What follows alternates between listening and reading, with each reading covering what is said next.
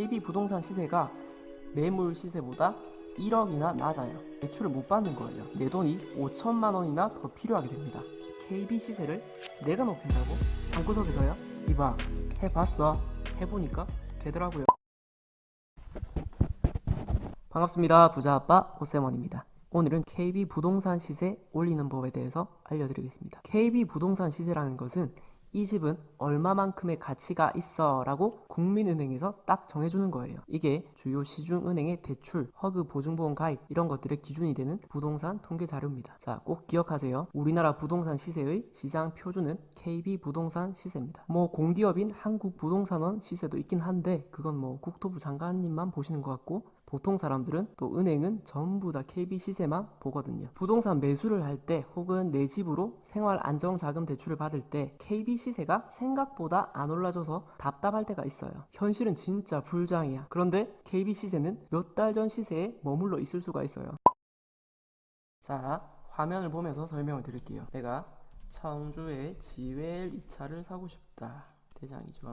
진짜 사고 싶네. 자, 지웰 2차의 시세를 보면은 실거래가가 7억 4,800, 7억 1,000, 7억 3천, 7억 4천, 7억 중반대를 탄탄하게 다지고 있어요 지금. 그래서 실제 괜찮은 매물들을 한번 골라보면은 114A 너무 비싸고 7층 너무 비싼 거랑 저층은 좀 제외할게요.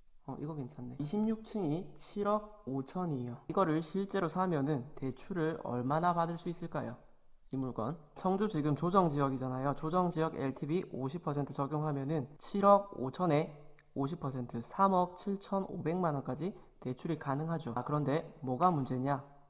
바로 KB 시세입니다. 이 대출의 기준은 매수 가격이 아니라 KB 부동산 시세예요. 그런데 이 집 84A의 KB 시세를 보면은 자, 여기 내려가면 있어요. 부동산원 말고 KB 일반 평균가가 6억 5천이에요. 매물 시세보다 1억이나 낮아요. 그러면 내가 이 집을 7억 5천에 사도 받을 수 있는 대출이 6억 5천의 50%인 3억 2,500밖에 대출을 못 받는 거예요. 자, 이렇게 KB 부동산 시세가 진짜 시세를 적정하게 반영을 하지 못하면 이 경우에는 내 돈이 5천만 원이나 더 필요하게 됩니다. 장난 아니죠?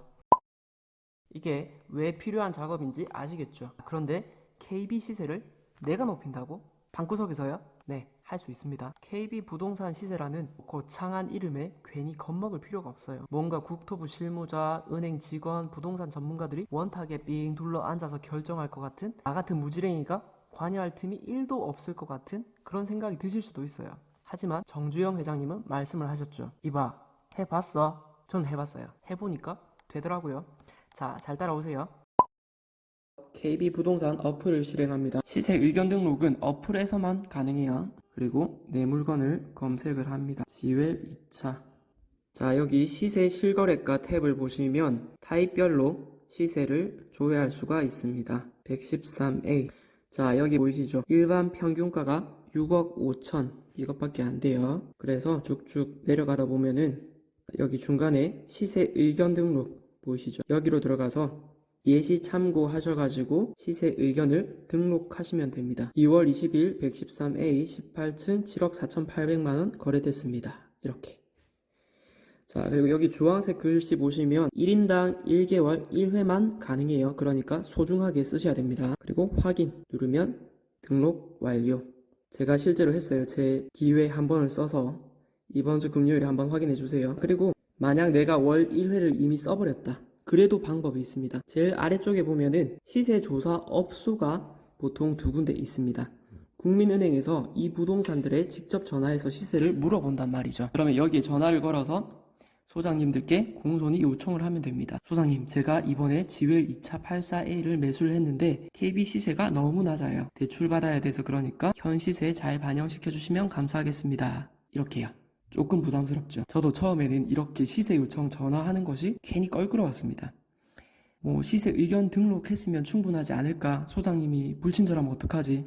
하지만 용기를 낼 수 있었던 것은 어쨌든 내가 전화해서 손해볼 것은 없다는 사실입니다. 나를 친절하게 대하지 않아도 괜찮습니다. 일을 하다 보면은 좋은 사람, 안 좋은 사람 다 만나지만 나는 나의 일을 할 뿐인 거죠. 마트에 라면 사러 갔는데 캐셔분이 친절하든 안 친절하든 상관이 없어요. 라면만 사오면 되는 거잖아요. 그리고 매주 금요일에 발표되는 KB 시세가 올라간 것을 확인하시면 되겠습니다.